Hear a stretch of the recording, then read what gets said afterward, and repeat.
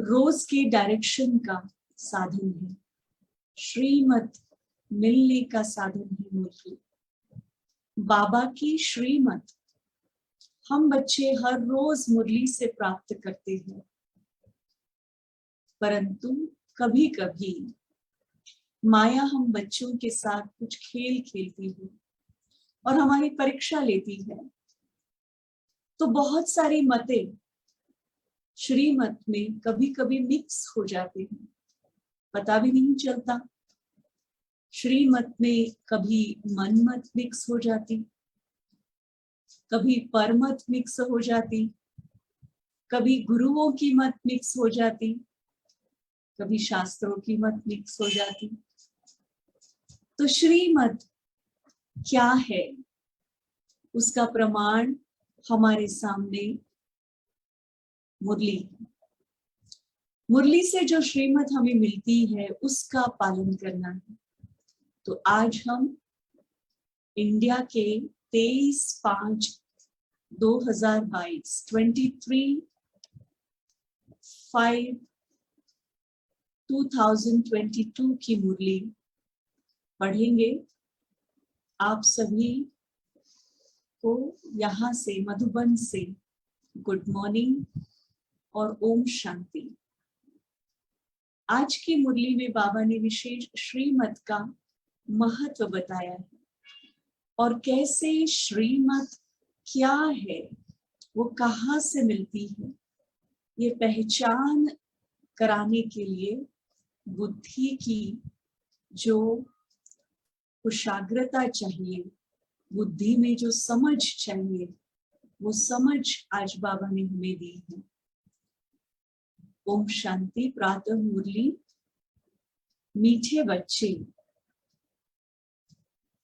बाप की श्रीमत पर चलने से ऊंच बनेंगे, रावण की मत पर चलने से सारी ही इज्जत मिट्टी में मिल जाएगी। बाप की श्रीमत पर चलने से ऊंच बनेंगे, रावण की मत पर चलने से सारी इज्जत मिट्टी में मिल गई। यह है मुरली का सार। और सारी मुरली में बाबा ने आज कैसे श्रीमत, परमत, शास्त्रों की मत, रावण की मत, इस पर बहुत गहरी समझ दी है। प्रश्न है, ईश्वरीय बर्थ राइट लेने वाले वारिस बच्चों की निशानी सुनाओ। ईश्वरीय बर्थ राइट लेने वाले वारिस बच्चों की निशानी सुनाओ। उत्तर है, ऐसे वारिस बच्चे बाप को पूरा पूरा फॉलो करते हुए चलेंगे। दूसरा, शूद्रों के संग से बहुत बहुत संभाल रखेंगे, कभी भी उनके संग में आकर बाप की श्रीमत में अपनी मन मत मिक्स नहीं करेंगे।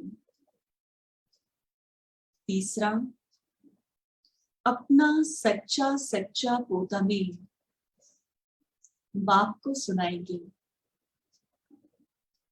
चौथा, एक दो को सावधान करते हुए उन्नति को पाते रहेंगे। पांचवा, कभी भी बाप का हाथ छोड़ने का संकल्प भी नहीं करेंगे। बाप का हाथ छोड़ने का कभी भी संकल्प भी नहीं करेंगे। अगर बाप का हाथ छोड़ने का संकल्प कभी आता है तो समझ लो कि वो हमारा संकल्प नहीं, वो माया का है। तो इस तरह से माया की पहचान करना, ये बाबा के रोज की मुरली से हमें ताकत मिलती है। गीत है, माता ओ माता तू सबकी भाग्य विधाता। ओम शांति। बच्चों ने यह गीत सुना, जगत अम्बा कामधेनु का वर्णन तो है ही, यह महिमा है जगत अम्बा की। वास्तव में गुप्त रूप में तो यह ब्रह्मपुत्रा नदी भी है। मम्मा की महिमा है, लेकिन ब्रह्मा बाबा जो ब्रह्मपुत्रा नदी है उसकी भी महिमा है। गाया भी जाता है, तुम मात पिता हम बालक तेरे। शिव बाबा ब्रह्मा के मुख कमल से बच्चे पैदा करते हैं, तो जरूर ब्रह्मा भी मां हो गई, तो यह माता हो गई ना। यह है गुह्य बातें समझने की, यह बातें शास्त्रों में नहीं है, बाबा ने समझाया है। शास्त्र है भक्ति मार्ग की सामग्री। बाप बैठ सभी शास्त्रों का सार समझाते हैं, इसलिए हमें शास्त्र उठाकर पढ़ने की आवश्यकता नहीं। ऐसे नहीं कि गीता पर समझाते हैं, बाबा कोई गीता पर नहीं समझाते, नहीं, बाप तो खुद ही ज्ञान का सागर है, उन्हें गीता उठाने की क्या आवश्यकता है। भल यह गीता भागवत आदि, भल यह गीता भागवत आदि पढ़ा हुआ है, यह अर्थात ब्रह्मा बाबा। शिव बाबा के लिए ऐसे नहीं कहेंगे कि यह सब पढ़ा हुआ है, नहीं, वह तो है नॉलेजफुल। कहते हैं मैं इस मनुष्य सृष्टि का बीज हूं। शिव बाबा देखिए कितनी अथॉरिटी से कहते, मैं इस मनुष्य सृष्टि का बीज हूं। सृष्टि के आदि मध्य अंत का मेरे में नॉलेज है। बाप कहते हैं मैं इसका वर्णन करता हूं इस ब्रह्मा के द्वारा, फिर यह वर्णन प्रायः लोप हो जाएगा। यह सच्ची गीता जो भी तुम कहते हो, तुम बनाते हो, वह भी हाथ में नहीं आएगी। जो मुरली इस समय हमारे हाथ में है, जो मुरली का आनंद हम इस समय ले रहे हैं, बाबा हमें अतीन्द्रिय सुख के झूले भी झुला रहे हैं मुरली सुनाकर। वो मुरली, वो सच्ची गीता नहीं रहेगी, विनाश के साथ वो भी खत्म हो जाएगी। बाबा कितनी ऊंची बात कहते, ये सच्ची गीता जो भी तुम बनाते हो वह भी हाथ में नहीं आएगी। आप सभी को पता होगा कि बाबा की मुरलियों से गीता के ज्ञान को निकालकर जगदीश भाई जी ने एक किताब लिखी थी जिसका नाम था सच्ची गीता। आज उसकी कॉपियां भी बहुत कम शेष रह गई है, और मधुबन में भी किसी किसी के पास वो सच्ची गीता की पुस्तक मिलती है। तो बाबा इस संदर्भ में कहते हैं कि ये हाथ नहीं आएगी। गीता आदि तो भक्ति मार्ग के शास्त्र है, वे ही फिर निकलेंगे। इन शास्त्रों आदि को पढ़ने से किसी को सदगति नहीं मिलती। सीधी और सिंपल बात, तुम बच्चे जानते हो, यह जो भी एक्टर्स है पहले सब बिगर शरीर मुक्ति धाम में थे, फिर यहां आकर शरीर धारण कर पार्ट बजाते हैं। वह भी आत्मा में अविनाशी पार्ट भरा हुआ है। यह सृष्टि का चक्र भी एक है, इनका रचयिता भी एक है। यह एक ही सृष्टि का चक्र फिरता रहता है। यह है अविनाशी बना बनाया ड्रामा। सतयुग में देवी देवताओं का राज्य था, अभी तुम फिर से बन रहे हो। परमपिता परमात्मा पहले पहले ब्रह्मा मुख से ब्राह्मण सृष्टि रचते हैं। पहले पहले नई सृष्टि है। शिव बाबा ब्रह्मा मुख से ब्राह्मण सृष्टि रचते हैं। तो सबसे पहली रचना है संगम युग की। तो पहले पहले नई सृष्टि है संगम युग। पुराना और नया। ब्राह्मण है चोटी, पैर और चोटी, इसको संगम कहते हैं। पैर को भी संगम कहेंगे तो चोटी को भी संगम कहेंगे। तुम ब्राह्मण बाप के साथ विश्व की रूहानी सेवा करते हो। स्मृति में लाए, तुम ब्राह्मण बाप के साथ विश्व की रूहानी सेवा करते हो। जैसे जैसे हम मुरली पढ़ते सुनते जाते हैं, वैसे वैसे आज के दिन के लिए बाबा ने हमें कौन से स्वमान दिए, उन स्वमानों को नोट करते जाए। बाबा ने कहा तुम ब्राह्मण, कितनी ऊंची पदवी दी। शिव बाबा के साथ विश्व की रूहानी सेवा करते हो। बाप भी रूहों की सर्विस करते हैं, तुम भी रूहों की सर्विस करते हो। अर्थात जो तमो प्रधान बन गए हैं उनको सतो प्रधान बनाते हो। कितनी मेहनत है, बाबा ने हम सब पर कितनी मेहनत की हमें तमो प्रधान से सतो प्रधान बनाने की। याद करें, एक एक कदम पर बाबा ने हम पर कितनी मेहनत की। वही मेहनत हमें विश्व की आत्माओं पर करनी पड़ती है, करनी है। बाबा हम पर, बच्चों को, तुम भी रूहों की सर्विस करते हो। अर्थात जो तमो प्रधान बन गए उनको सतो प्रधान बनाते हो। तो बाप की श्रीमत पर चलने वाले ही ऊंचते ऊंच पर पाएंगे।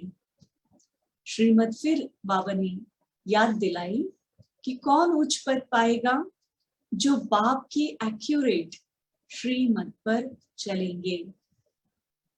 तो बाप की श्रीमत पर चलने वाले ही ऊंचते ऊंच पर पाएंगे। बच्चों को श्रीमत से ही श्रेष्ठ बनना है। तुम बच्चे जानते हो, हम 100 देवी देवता सूर्यवंशी चंद्रवंशी थे। फिर माया ने हमारी इज्जत ले ली।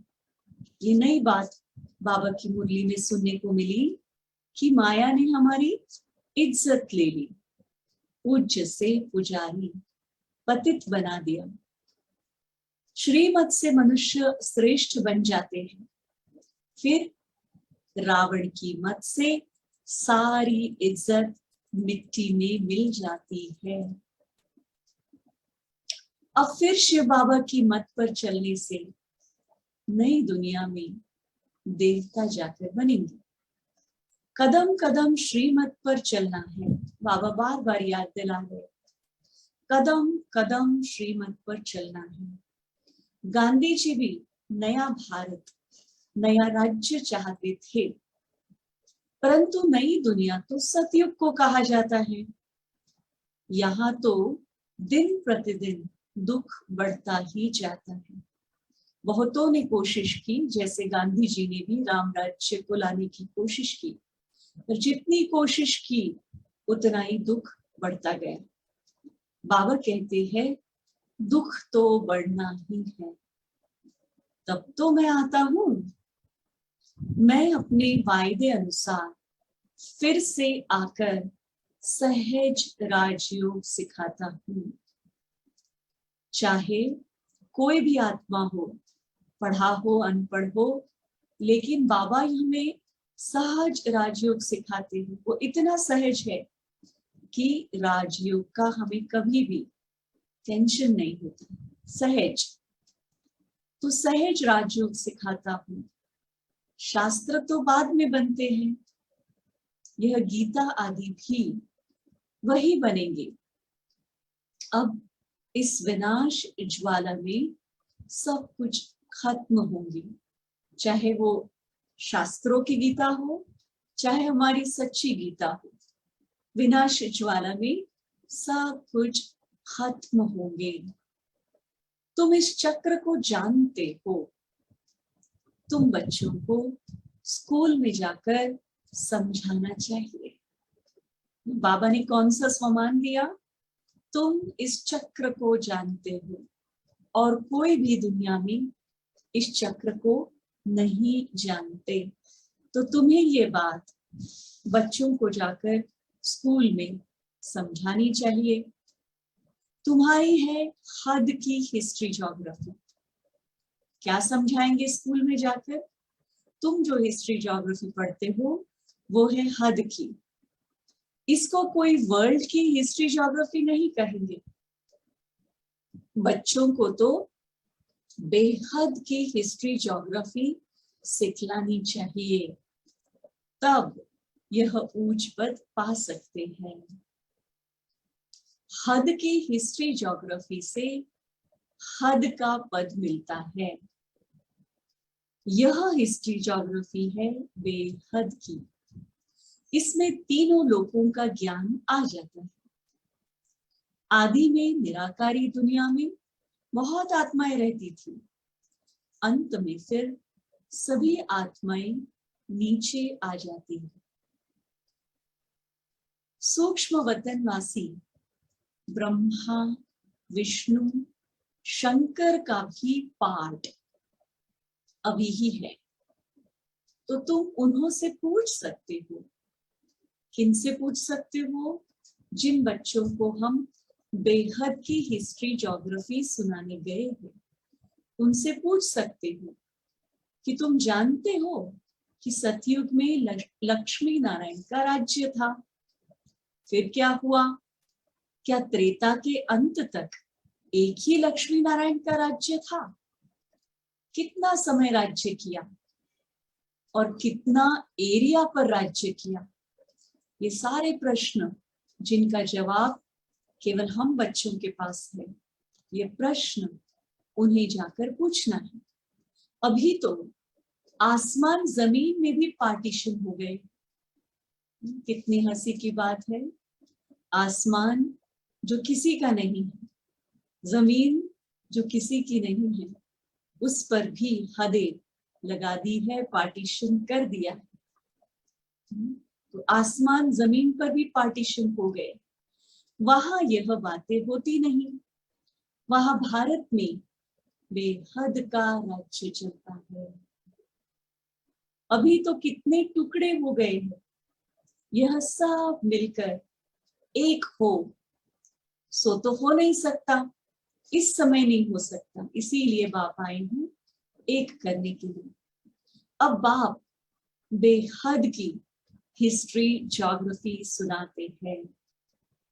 84 के चक्र में वर्ल्ड की हिस्ट्री ज्योग्राफी आ जाती है और फिर साथ में केवल हिस्ट्री ज्योग्राफी नहीं, लेकिन साथ में पवित्रता भी जरूर चाहिए। आदि सो अंत। आदि में हम सब पवित्र थे, अनादि भी पवित्र थे, अंत में भी बाबा मांग करते हैं पवित्रता की। तो हिस्ट्री ज्योग्राफी को समझने के साथ साथ पवित्रता भी बहुत जरूरी है।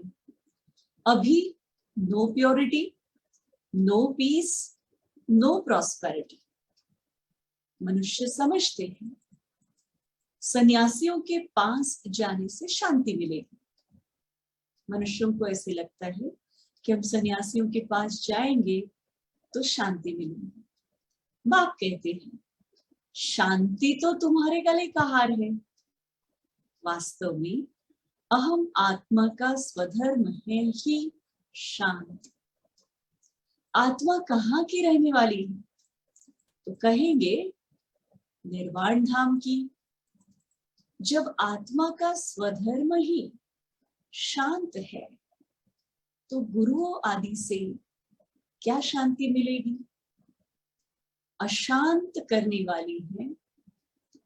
हम अशांत होते हैं तो शांति को ढूंढने के लिए गुरुओं के पास जाते हैं। बाबा हमें उसकी जड़ में ले जाते हैं। अशांत करने वाली है माया, रावण। जब श्रीमत से इस माया पर जीत प्राप्त करें तब सतयुग में पवित्रता, सुख, शांति का वर्षा पाए। जब श्रीमत से इस माया पर जीत प्राप्त करें तब सतयुग में पवित्रता, सुख, शांति का वर्षा पाए। वहां कब कोई नहीं कहेगा कि मैं अशांत हूं, मेरे को शांति चाहिए। भारत में ही पवित्रता, सुख, शांति थी। अभी तुम शूद्र से बदलकर ब्राह्मण बने हो, इसलिए बाबा कहते हैं तुम भी शूद्र थे, अब ब्राह्मण बने हो, तो शूद्रों के संग में आकर श्रीमत का उल्लंघन न करें। इस समय भारतवासियों को यह भी पता नहीं कि हम किस धर्म के, हमारा धर्म किसने और कब रचा। आदि सनातन देवी देवता धर्म का किसी को पता नहीं। आर्य और अन आर्य देवताओं को भगवान भगवती कहते हैं, क्योंकि भगवान ने खुद स्वर्ग की स्थापना की है। भगवान ने खुद स्वर्ग की स्थापना की, इसलिए देवी देवताओं को भगवान भगवती कहते हैं। परंतु उन्हों का नाम फिर भी देवी देवता है। भारत का आदि सनातन देवी देवता धर्म है, न कि हिंदू। यह बाप सारी बातें समझा रहे हैं। यह भी तुम बच्चों की बुद्धि में नंबरवार बैठता है। जब बाबा सभी बच्चों को एक साथ सारी बातें समझाते हैं तब बाबा देखते हैं सामने बैठे बच्चों में नंबरवार समझने वाले। कुछ समझने का आधार क्या है? बाबा की मुरली को, बाबा के शब्दों को जो है, जैसा उसका अर्थ है, वैसा ही समझने का आधार है एकाग्रता। बिल्कुल एकाग्रता से, शांति से बाबा की हर बात को सुनते हुए उसे हम विजुअलाइज करें तो वो बात हमारे जैसी है वैसे समझ में आती है। तो बाबा कहते हैं नंबरवार बैठता है। बहुत बच्चे हैं जो शिव बाबा को हफ्ते में एक बार भी मुश्किल याद करते हैं। बाबा की हम बच्चों से शिकायत है। बहुत बच्चे हफ्ते में एक बार भी मुश्किल याद करते हैं। संग साथ न होने के कारण याद भूल जाती है। इसमें तो संग चाहिए, किसका? ब्राह्मणों का। अगर ब्राह्मणों का संग नहीं करेंगे तो याद भूल जाएगी। जो एक दो को सावधान करते रहे। देखिए बाबा ने हमें ब्राह्मणों के संग का साथ दिलाने के लिए ही जो दिनचर्या बनाई है। अमृत वेले का योग हम मधुबन में संगठन में करते हैं। मुरली संगठन में बैठकर सुनते हैं। नुमा शाम का योग संगठन में करते हैं। कम से कम 3 बार दिन में हम ब्राह्मणों के संग में आते हैं तो एक दो को सावधानी मिलती है। संगठन में अगर कोई भी कुछ गलत करता है तो संगठन के साथ ही उसे इन्फॉर्म करते हैं, आगाह करते हैं, सावधान करते हैं।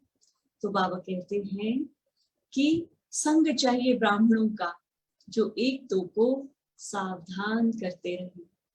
शूद्रों का संग होगा तो कुछ असर तो जरूर पड़ेगा। बाप से पूरा वर्षा लेने के लिए फॉलो करना चाहिए। धंधे धोरी में रहते बाप को सच लिखे कि बाबा हम व्यवहार में रहते, फैक्ट्री आदि में रहते, कितना याद में रहे, पोता मेल दे, अपना अपना याद का चार्ट भेजना चाहिए तो बाबा भी समझे कि अच्छा पुरुषार्थी है। यहाँ तो कई बाप दादा को पत्र भी नहीं लिखते। दूसरी शिकायत, पहली शिकायत हफ्ते में एक बार भी याद नहीं करते। दूसरी शिकायत बच्चों से, बाबा कहते हैं बाप दादा को पत्र भी नहीं लिखते हैं। बाबा समझते हैं कोई सतो प्रधान पुरुषार्थ करते हैं, कोई रजो और कोई तमो। तमो पुरुषार्थ जो होगा वह सूर्यवंशियों के पास आकर नौकरी करेगा। राज बताया बाबा ने, जो तमो प्रधान पुरुषार्थ करेगा वो पुरुषार्थी सूर्यवंशियों के पास आकर नौकरी करेगा। साहूकार प्रजा के आगे जाकर नौकर बनेगा। इनसे भी कम पद उसका होता है, उनसे भी, नौकर से भी पद कम उसका होता है। देखिए अब बाबा ने धर्मराज का रूप धारण कर लिया, तो ध्यान से सुने कि नौकर से भी कम पद उसका होता है जो बाप के बनकर आश्चर्यवत सुनंती, कथंती और फारकती देवंती, उनकी दुर्गति सबसे बुरी होती है। बाबा कभी प्यार का सागर बनता तो कभी धर्मराज का रूप लेकर सीधी और सच्ची बात बताता। इनसे भी कम पद उसका होता है जो बाप के बनकर आश्चर्यवत सुनंती, कथंती, फिर फारकती देवंती, उनकी दुर्गति सबसे बुरी होती है। बाप का पूरा वर्षा लेना है तो पोता मेल भेजे, तब बाबा रिजल्ट देंगे। पूरा पुरुषार्थ नहीं करते तो तो माया एकदम खा जाती है। इसलिए बाबा कहते हैं संग बहुत जरूरी है। संग होगा तो समझेंगे हम ईश्वरीय कुल के हैं। बाप समझाते हैं स्त्री पुरुष हो भल साथ रहो, अगर आग लग गई तो खलास हो जाएंगे। बाबा के तो ढेर बच्चे हो, आएंगे भी और मरेंगे। बाबा देखो, कभी कभी लगता है बाबा जब ऐसी बात कहते हैं तो बाबा कम से कम आप ऐसी बात तो बच्चों के लिए ना कहें कि बाबा के बच्चे आएंगे और मरेंगे भी। नहीं बाबा, हम सभी बाबा के बच्चे अमर हैं और सदा अमर ही रहेंगे। ईश्वरीय बर्थ आसुरी बर्थ से ऊंचे है। आजकल देखिए, अब बाबा लौकिक दुनिया की रीत रिवाज के बारे में समझाते हैं। आजकल आसुरी बर्थडे बहुत मनाते रहते हैं, उनको कैंसिल कर ईश्वरीय बर्थडे मनाना शुरू करना चाहिए तो पक्का हो जाए।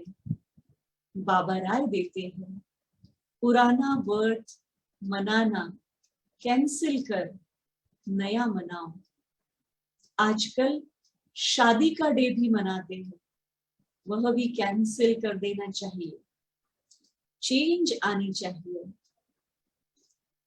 बाप सिकिलधे बच्चों को कहते हैं यह कोई नई बात नहीं है, तुम अनेक बार राज्य भाग्य गवाते और लेते हो। कल्प कल्प बाप के पास एक जन्म सैक्रिफाई कर 21 जन्म का सुख पाया है। हर कल्प में बाबा के पास एक जन्म का सैक्रिफाई कर 21 जन्मों का सुख पाया है, तो क्यों ना हम पवित्र बनेंगे।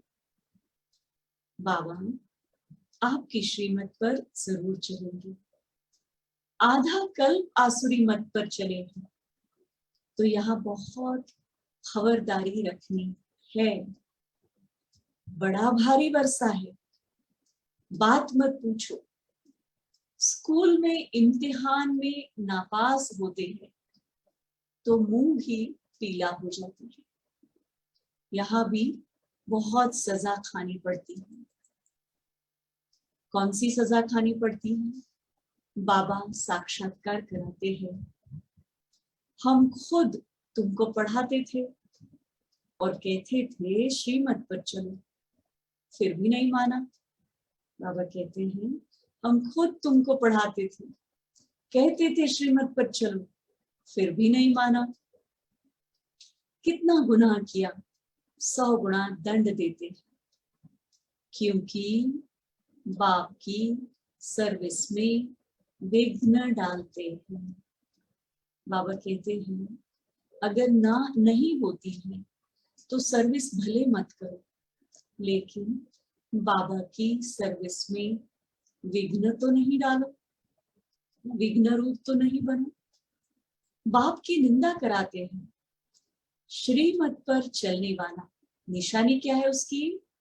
श्रीमत पर चलने वाला सदा मीठा होगा। किस पर क्रोध किया? अब आसुरी मत पर चलने की निशानी क्या है? श्रीमत पर चलने वाला सदा मीठा होगा। किस पर क्रोध किया? तो समझो आसुरी मत। कोई समझते बाबा ने सभा में हमारी इज्जत ली, सबके आगे सुनाया।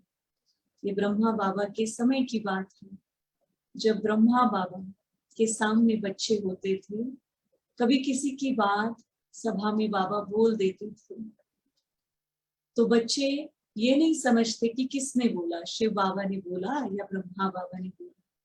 तो बच्चों को लगता था कि बाबा ने हमारी इज्जत ली, हमारी इज्जत कम हो गई। सबके सामने सुना दिया। अरे बाबा कहते, अरे बेहद का बाप तो सबकी इज्जत बढ़ाते हैं।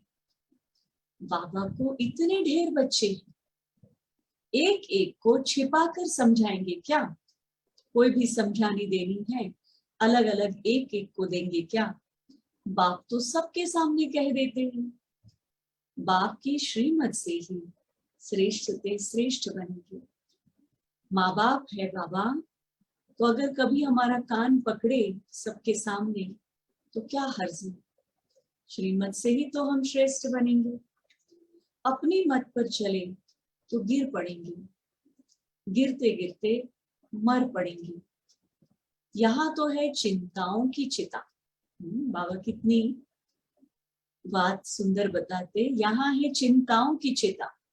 बाप तो वहां ले जाते हैं जहां चिंता का नाम ही नहीं। तो श्रीमत पर चलना पड़े, फिर जो चाहे सो बनो। श्री लक्ष्मी को बनने की हिम्मत चाहिए। अपना मुंह आईने में देखना चाहिए। हम कहाँ तक लायक बने हैं? जहां तक जीना है तब तक नॉलेज लेते रहना है। जगत अम्बा के तुम हो बच्चे, जो मम्मा की महिमा सो तुम बच्चों की भी महिमा। जगत अम्बा फिर मुख्य हो जाती है। 16,108 की भी माला है। रुद्र यज्ञ जब रचते हैं तो लाख सालिग्राम और एक शिव का चित्र बनाते हैं। रुद्र यज्ञ दुनिया में लोग रचते हैं, तब लाख सालिग्राम और एक शिव का चित्र बनाते हैं। तो जरूर इतने सब मददगार होंगे ना। तुम सभी को रूहानी यात्रा वाले ब्रह्मा की मुखवंशावली, संगम युगी ब्राह्मण। टाइटल दिया बाबा ने, तुम सभी हो रूहानी यात्रा वाले, ब्रह्मा के मुख वंशावली, संगम युगी ब्राह्मण। परमपिता परमात्मा ब्रह्मा द्वारा नई रचना रचते हैं, धर्म के बच्चे बनाते हैं।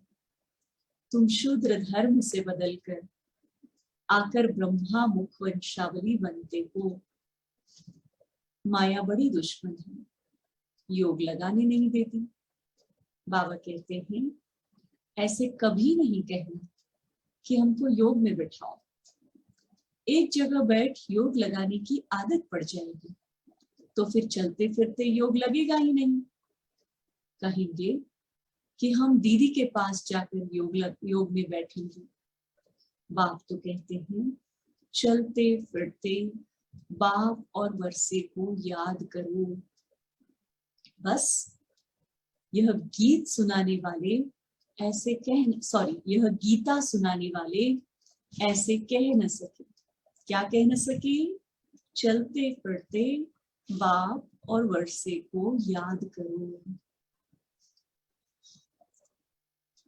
यह बाप ही कहते हैं मामेकम याद करो। स्वर्ग का भी तुमने साक्षात्कार किया है। बाबा अभी जास्ती कराते नहीं हैं, पहले बहुत कराते थे। अभी वो साक्षात्कार का सिलसिला बाबा ने बंद कर दिया है, क्योंकि साक्षात्कार के बहाने माया कब वार कर जाती पता ही नहीं चलती। बाबा अभी जास्ती नहीं कराते तो नए लोग समझते हैं, क्योंकि नए लोग समझते हैं कि ये जादू है ना, उनकी समझ में ये बात नहीं आती। गीत था मम्मा की महिमा का। मम्मा तो यह ब्रह्मा भी है, परंतु माताओं को संभालने के लिए जगत अम्बा को मुकर्रर किया है। ड्रामा में नून है ना, सभी से तीखी भी है। उनकी मुरली बड़ी रसीली है। हम सभी पिछले कुछ दिनों से मम्मा की भी मुरली से छोटे छोटे पैराग्राफ सुनते आ रहे हैं, तो हम सभी जानते हैं कि कितनी सुरीली मुरली मम्मा चलाती रही है। उनकी मुरली बड़ी रसीली है। तुम बच्चे जानते हो यह श्री कृष्ण प्रिंस से अब बेघर बन गए हैं। बाबा श्री कृष्ण के चित्र को देखकर कहते हैं बताओ तुमने क्या कर्म किए जो स्वर्ग का प्रिंस बने हो। जरूर आगे जन्म में राजयोग सीखा होगा। यह ब्रह्मा बाबा अपने आप से बातें कर रहे हैं। श्री कृष्ण के चित्र को देखकर कहते हैं बताओ तुमने क्या कर्म किए जो स्वर्ग के प्रिंस बने हो। जरूर आगे जन्म में राजयोग सीखा होगा। जरूर बाप ही स्वर्ग का रचयिता है, उसने सिखाया होगा। अच्छा मीठे मीठे सिकी लधे बच्चों प्रति माता पिता बाप दादा का याद प्यार और गुड मॉर्निंग। रूहानी बाप की रूहानी बच्चों को नमस्ते। हम रूहानी बच्चों की रूहानी बाप दादा को याद प्यार गुड मॉर्निंग। नमस्ते बाबा, नमस्ते बाबा। थैंक यू बाबा। शुक्रिया बाबा। इतना दिल से शुक्रिया निकलता है बाबा के लिए। इतनी ऊंची बातें इतने सरल शब्दों में बाबा मुरली नहीं सुनाते। धारणा के लिए मुख्य सार है पहला, बाप की सर्विस में विघ्न रूप नहीं बनना है। बाप की सर्विस में विघ्न रूप नहीं बनना। श्रीमत पर चल बहुत बहुत मीठा बनना है। किसी पर भी क्रोध नहीं करना है।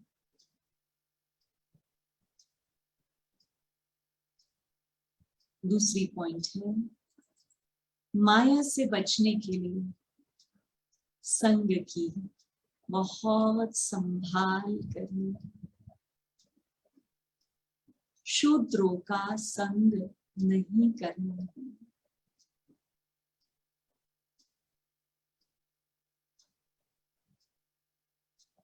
बाबा को अपना सच्चा सच्चा पोता में देना है।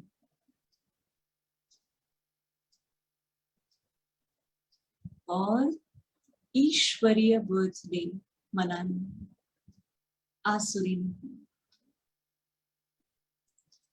वरदान है बाप दादा के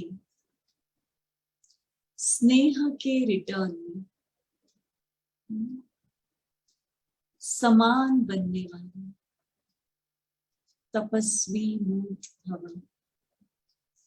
बाप दादा के स्नेह के रिटर्न में समान बनने वाले तपस्वी मूर्त भवन।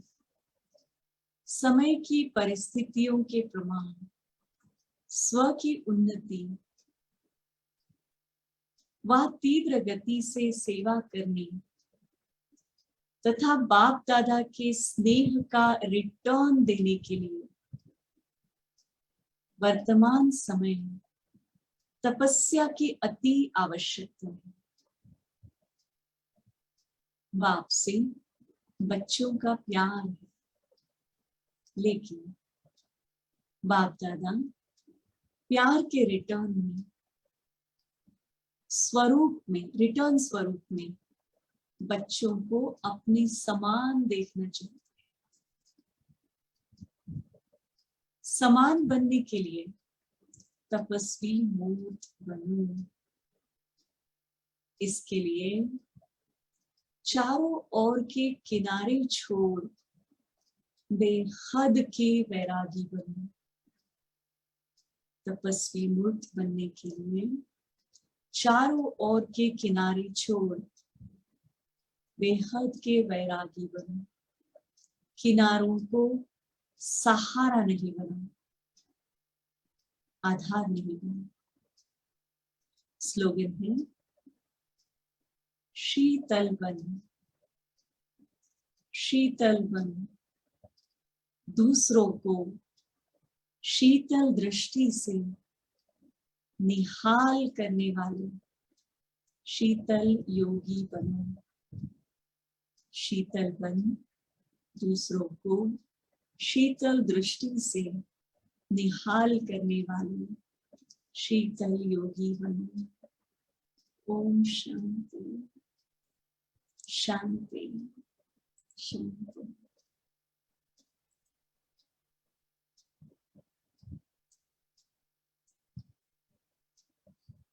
ओम शांति। ओम शांति। थैंक यू दीदी। ओम शांति सिस्टर। ओम शांति। ओम शांति। Om Shanti, ओम शांति। sister, for your wonderful Murli reading. We are so blessed to have you today. Thank you so much. Can't appreciate anymore for your Om Shanti sister. wonderful. Om Shanti. ओम शांति। ओम शांति। हंसा दीदी ने कहा कि और थोड़ा 10-15 मिनट अपना अनुभव सुनाना। हाँ क्या जी, आप सभी भी यही चाहते हैं? हाँ जी दीदी, कुछ प्रेरणादायक अनुभव पुरुषार्थ। और कितना मिनट सुनाना है? तो दीदी ने बताया ना 10-15 मिनट। 15 मिनट, ठीक है। हाँ जी, हाँ जी, हाँ जी। तो शरीर का नाम कल्पना है। मुंबई से ब्रजेंद्र दादी साइन जहाँ रहते थे, ब्रह्मा बाबा की बहू, वहां से हमें ज्ञान प्राप्त हुआ। बड़ी छोटी आयु में 10-11 साल की उम्र में ज्ञान और योग सीखने का मौका मिला। स्कूल की पढ़ाई वहीं पर हुई, कॉलेज भी वहां किया। मुंबई में ही एक स्कूल टीचर की तरीके से हमने कुछ साल सेवा की और फिर 1992 में मधुबन में सेवा का चांस मिला। तब से लेकर अब तक मधुबन के विभिन्न स्थानों पर, शुरुआत में पांडव भवन में ज्ञान सरोवर बना, तो ज्ञान सरोवर में, शांतिवन में बेहद का यज्ञ शुरू हुआ तो शांतिवन में सेवाएं दी। लेकिन 2000 में ग्लोबल हॉस्पिटल में अकाउंट्स डिपार्टमेंट में सेवा देने का बाबा ने मौका दिया, चांस दिया। और उसके बाद 2015 में से लेकर अब तक हम एक अलग पार्ट बजा रहे हैं ग्लोबल हॉस्पिटल में, और वो पार्ट है एक स्पिरिचुअल काउंसलर का पार्ट। हॉस्पिटल्स में लोग, पेशेंट्स आते हैं अलग अलग प्रकार के, जिनमें हम सभी जानते हैं कि आजकल जो भी बीमारियां हैं शरीर की, उन सभी के पीछे मुख्यतः साइकोलॉजिकल प्रॉब्लम्स होते हैं, स्ट्रेस होता है, चिंता। जैसे बाबा ने आज कहा ना, इस दुनिया में सभी चिंताओं की चिता पर बैठे हैं। तो हर प्रकार की बीमारी का जो मूल कारण होता है वो स्ट्रेस और डिप्रेशन है, चिंता है। तो हॉस्पिटल में आने वाले मरीज दवाई तो लेते हैं, लेकिन मन से आध्यात्मिकता का ज्ञान और राजयोग की पहचान के साथ, शक्तिशाली इच्छा शक्ति के साथ, मनोबल को बढ़ाते हुए मन से अपने आप को स्वस्थ महसूस करने का जो उनको गाइडेंस है, वो देने का कार्य एक डिपार्टमेंट के माध्यम से मुझ पर सौंपा गया है। स्पिरिचुअल काउंसलर कहा जाता है। काउंसलिंग में साइकोथेरेपी भी आती है। तो मेरा शुरू से ही पढ़ाई उसी क्षेत्र में रही, साइकोलॉजी में मास्टर्स किया और उसके बाद काउंसलिंग और स्पिरिचुअल हेल्थ में भी मास्टर्स किया। इस वजह से बाबा ने ये सेवा दी। तो पिछले 7 वर्षों से ये सेवा करते हुए जो अनुभव हुआ, वो अनुभव विशेष रूप से उल्लेखनीय इसलिए है क्योंकि उस अनुभव से हमें अपने लाइफ में भी बहुत कुछ सीखने का मौका मिला। ज्ञान में एक मैच्योरिटी की लेवल जो आनी चाहिए, वो मैच्योरिटी की लेवल समझ से आती है। हम सभी रोज ज्ञान सुनते हैं, मुरली सुनते हैं, जैसे आज बाबा ने कहा कि सभी समझते नंबरवार है। ज्ञान को सुनना अलग चीज है और उसको समझकर सही रीति से अपने जीवन में अपनाकर उस पर चलना दूसरी बात है। कई बार हम देखते हैं कि हम काउंटिंग करते हैं कि मैं इतने साल से ज्ञान में चलती हूँ या चलता हूँ, लेकिन मुझ में ज्ञान कितनी साल से चलता है, इस बात का हमें जांच करनी चाहिए। ज्ञान में चलने का मतलब केवल मुरली सुनना, बैठकर योग करना, शाम को योग करना, खान पान का ध्यान रखना, सात्विक भोजन करना, या फिर सफेद वस्त्र पहनकर बैज लगाना, यहां तक ही सीमित नहीं है। ज्ञानी बनने का अर्थ है ज्ञान की समझ के साथ जीवन में चलना।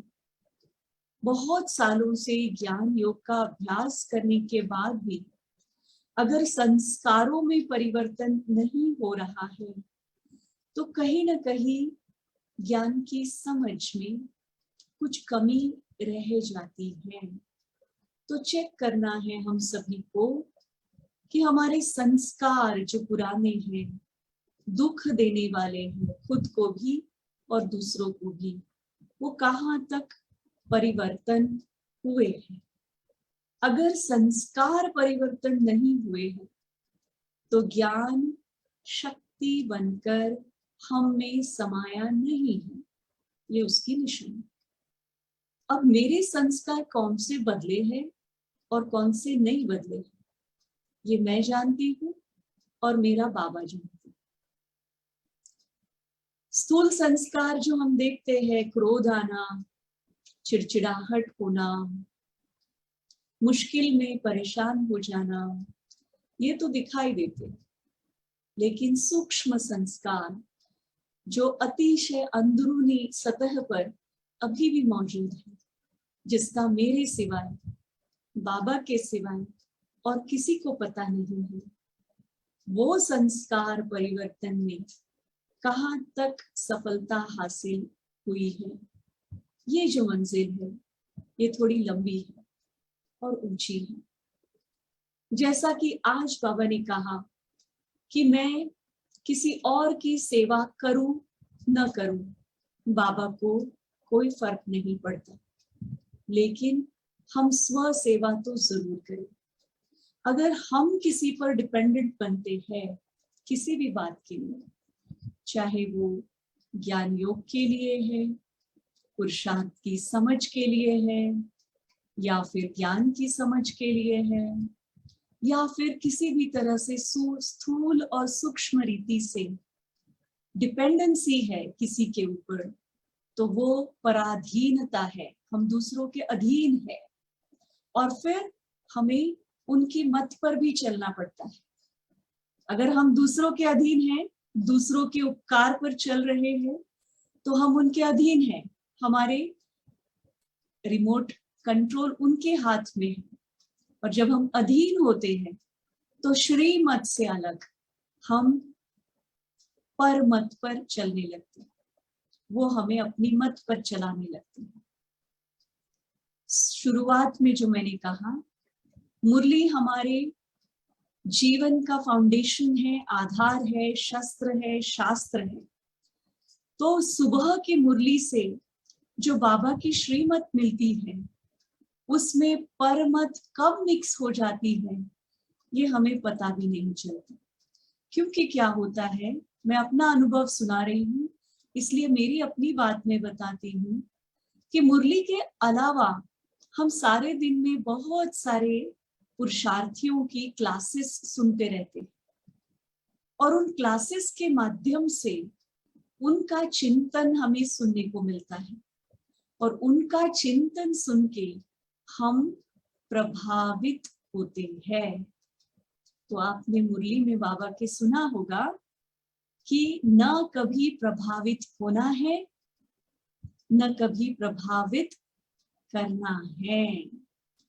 तो अगर हम दूसरों ने मुरली पर किए हुए चिंतन को सुनकर प्रभावित होते हैं, तो हम किसकी मत पर चल रहे हैं?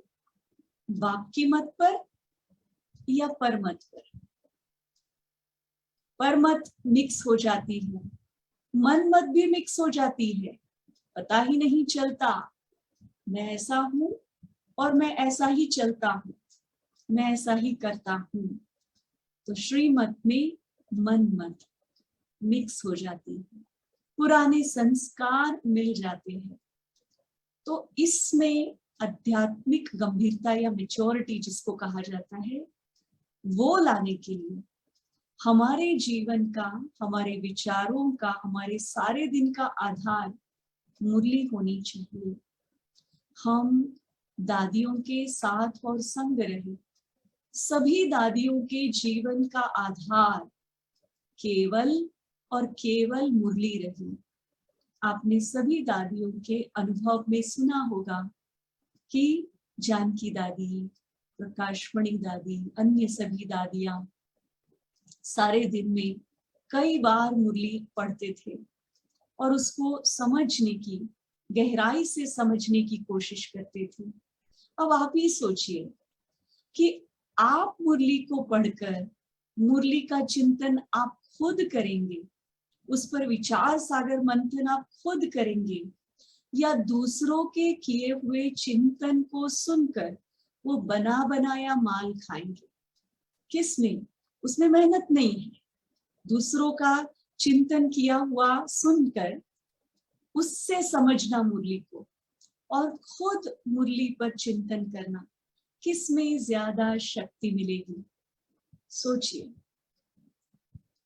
हमारे अपने चिंतन पर हमारी बुद्धि की क्षमता, बुद्धि की समझ डेवलप होगी, ना कि दूसरे के चिंतन को सुनकर हमारी मैच्योरिटी बढ़ेगी।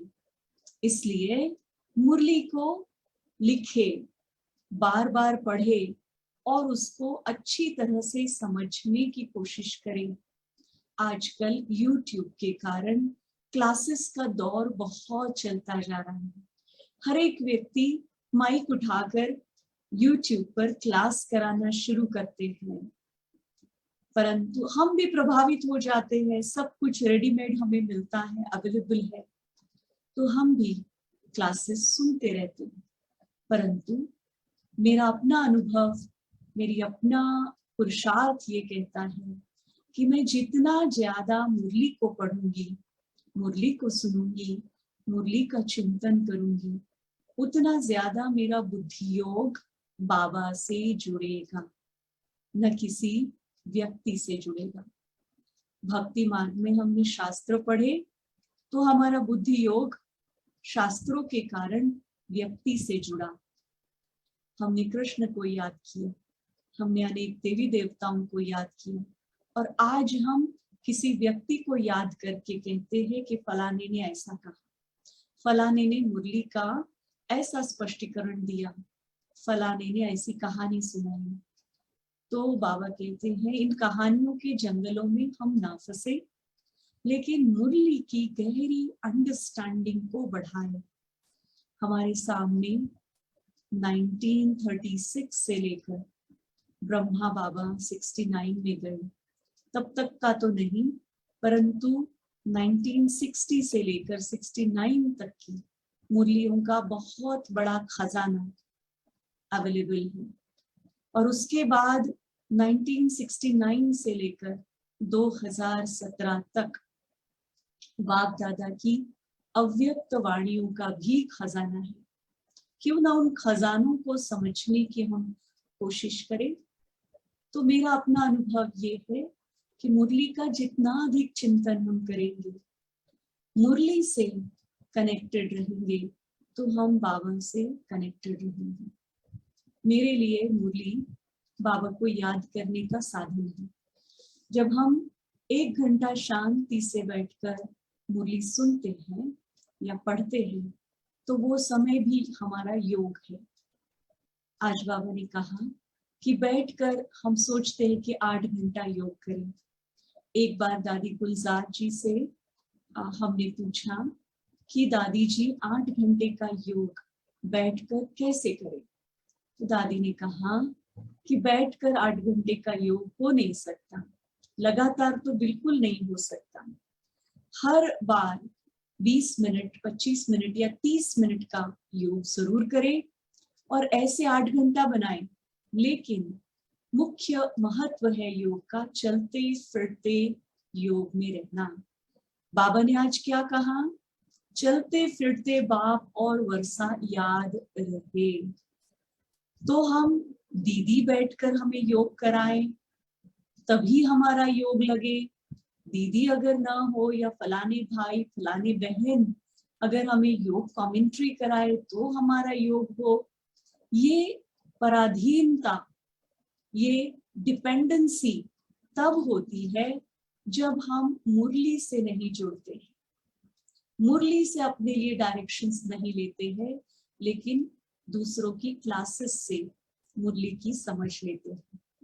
तो दादी जानकी जी हमेशा कहती थी, शुरू शुरू में हम भी नए थे तो हमारी भी समझ इतनी ज्यादा नहीं थी, तो दादी आज चलते फिरते छोटी सी बात बता के जाती थी। दादी जानकी ने एक बार कहा कि अमृत वेले योग के बाद क्या करती हो? मैंने कहा थोड़ा सा सो जाते हैं, या कभी एक्सरसाइज करते हैं, या कभी घूमने चले जाते हैं, या तैयार होते हैं। दादी ने कहा कि अमृत वेले के बाद कुछ भी करो, चाहे घूमो फिरो, लेट जाओ, लेकिन मुरली का चिंतन जरूर करो और अपने चिंतन से जो पॉइंट्स निकले उनको लिख लो एक बार।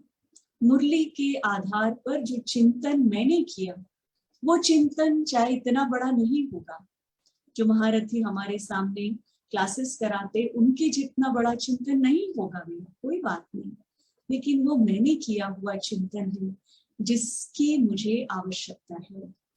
तो दादी जान की मुरली के बाद, मुरली सुनने के बाद 10-15 मिनट, आपको पता है जब तक दादी जी थे तो ये प्रथा चलती आई मधुबन में, मुरली खत्म हो और 15 मिनट दादी जी अपना चिंतन सुनाए मुरली के ऊपर। तो हम सभी को भी मुरली के बाद 10-15 मिनट मुरली के ऊपर चिंतन करना चाहिए और जो चिंतन में मक्खन निकला है उसे लिख कर रखना चाहिए। तो वो हमारा खजाना हो गया, वो हमारा अनुभव हुआ, वो हमारी असली प्रॉपर्टी हुई। और फिर जो आपने किया हुआ चिंतन है वो जब आप कर्म में आएंगे, कोई ऐसी समस्या, कोई ऐसी प्रॉब्लम, कोई ऐसी कठिनाई आएगी तो उस समय वो पॉइंट याद आ जाएगी जो आपने चिंतन से निकाली। बाबा कहते हैं ज्ञान की समझ बुद्धि में कहाँ तक है, उसकी निशानी क्या है? उसकी निशानी है कि समय पर मुरली की पॉइंट याद आ जाए। मुरली हम सुनते हैं, रट लेते हैं, मुरली की पॉइंट सुनाने को कहो तो धड़ाधड़ सारी पॉइंट सुना देते हैं, लेकिन जब कर्म करते हुए उस पॉइंट का इस्तेमाल करने की बारी आती है तब वो पॉइंट याद नहीं रहती। जैसे बाबा कहते फुल स्टॉप लगाओ। किसी के साथ बहस में हम ऐसे चले जाते हैं, बह जाते हैं, बहस में बह जाते हैं कि फुल स्टॉप लगाना ही भूल जाते हैं, है ना। तो बिंदु की बात कितना बाबा समझाते हैं लेकिन भूल जाते हैं, फुल स्टॉप लगाते ही नहीं है, आते ही नहीं है फुल स्टॉप लगाने, क्योंकि अभ्यास नहीं किया है, केवल याद किया है। फुल स्टॉप को याद करो। तो इस तरह से अपने चिंतन से हम मुरली को सारे दिन में कदम कदम पर इस्तेमाल करें। यही बात बाबा ने आज कही कि कदम कदम पर बाबा की याद में रहने का मतलब क्या, सावधानी रखने का मतलब क्या, कदम कदम पर मुरली की पॉइंट याद आ जाए। कहीं भी हम बहकने लगे तुरंत हम अपने आप को सावधान करें, सवार लें। फिर बाबा ने बहुत महत्वपूर्ण आज के दिन बात कही कि आप बाबा की सर्विस न करो कोई बात नहीं, लेकिन बाबा की सर्विस में किसी भी तरह से विघ्न रूप ना बने।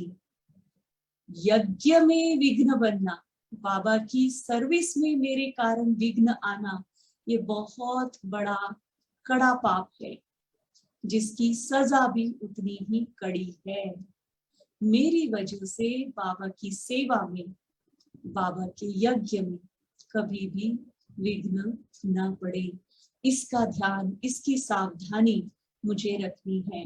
नहीं पसंद, आपके लिए रास्ता खुला है, जा सकते हैं, लेकिन रहकर बाबा इसीलिए बाबा ने कहा आश्चर्यवत सुनंती कथंती अहो माया भागंती हो जाती है।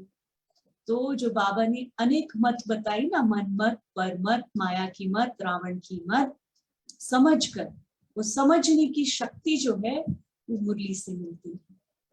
तो ये छोटा सा अनुभव मेरे अपने जीवन से मैंने आपको सुनाया जो हम प्रैक्टिस करते हैं।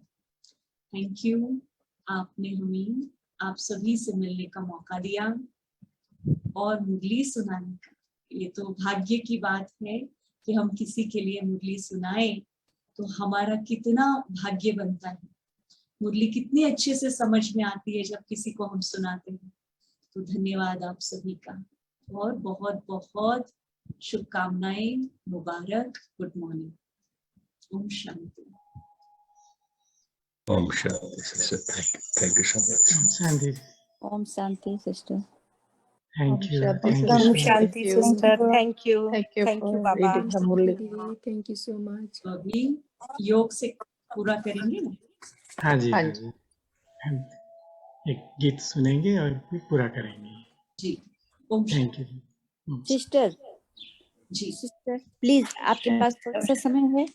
जी बताइए। हाँ कोई बात नहीं, मेरे जी। पास तो टाइम। मेरे पास एक क्वेश्चन है कि आज के मुरली से आसुरी बर्थडे केवल कैंसिल कर सिर्फ ईश्वरीय बर्थडे मनाना चाहिए, इसका मतलब अर्थ क्या है? मुझे समझ में नहीं आया। देखिए, बच्चे बर्थडे मनाने में खुश होते हैं ना। छोटे जी। बच्चों को 4-5 साल की उम्र तक हम बर्थडे मनाकर उनके लिए वो स्पेशल बनाते हैं। जी बर्थडे मनाने का रिवाज सब जगह चलता है, परंतु यहाँ ब्राह्मण बनने के बाद जो लौकिक जन्म का बर्थडे हम मनाते हैं बड़े जी। होने तक, जी। वो बाबा को कभी कभी खटकता है। अच्छा। लौकिक जन्म का बर्थडे मनाते हैं या फिर सालगिरह मनाते हैं शादी की। जी ये सब पुरानी दुनिया की यादें हैं, उनको ताजा करने की बजाय बाबा कहते हैं कि तुमको ज्ञान कब मिला, बाबा कब मिला, बाबा में निश्चय कब बैठा, उसका बर्थडे मनाओ। बाबा के साथ शादी कब बनी, साजन बाबा को कब समझा, तो वो बर्थडे मनाओ। लौकिक दुनिया का बर्थडे मनाने से वो दुनियावी हो जाते हैं, ये है उसका अर्थ। अच्छा, thank you sister, thank you. Thank you.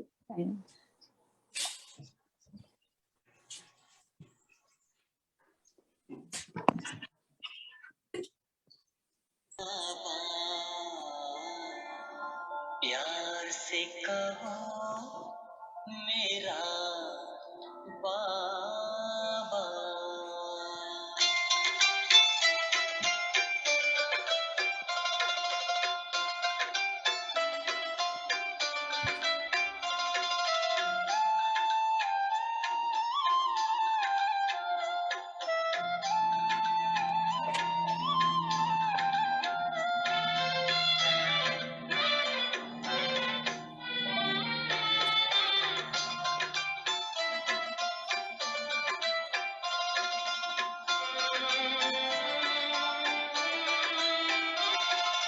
दिल से कहो मेरा बाबा, प्यार से कहो मेरा बाबा।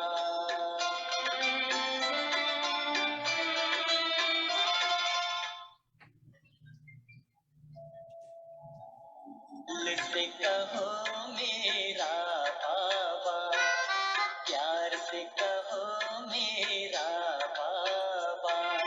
साथ निभाएगा, हाथ बटाएगा, साथ निभाएगा, हाथ बटाएगा, निभाए वो पूरा वादा।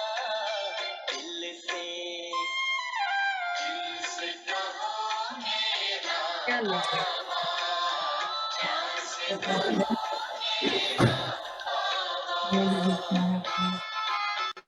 एक निकला मम्मी ने मन लिया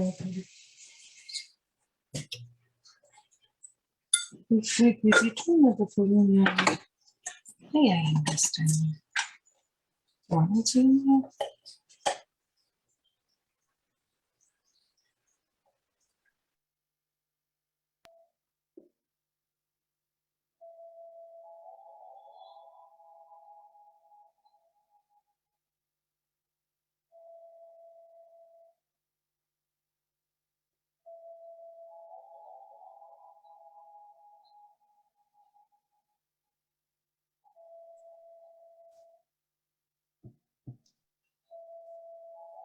ओम शांति। शांति। थैंक यू दीदी। बहुत अच्छा लगा आप सभी से मिलकर। आइए, जब मधुबन में आएंगे तो मिलेंगे।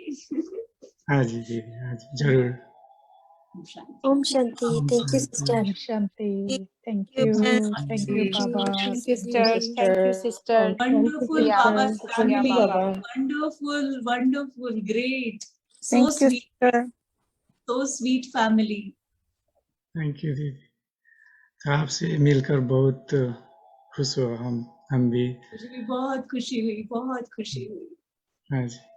आप सभी से एक रिक्वेस्ट है, सभी से एक रिक्वेस्ट है। हाँ जी। हॉस्पिटल में कुछ ऐसे पेशेंट्स हैं जो बी के बाबा के बच्चे हैं, सरेंडर सिस्टर्स भी है एक दो जो थोड़ा सा अधिक बीमार है, तो उनके लिए जरूर योगदान भेजना। हाँ जी, जरूर। Thank you. हाँ जी, योग करेंगे। हाँ जी। ओम शांति। ओम शांति। थैंक यू दीदी, फिर मिलेंगे। Thank you. ओम शांति सिस्टर। शुक्रिया सिस्टर।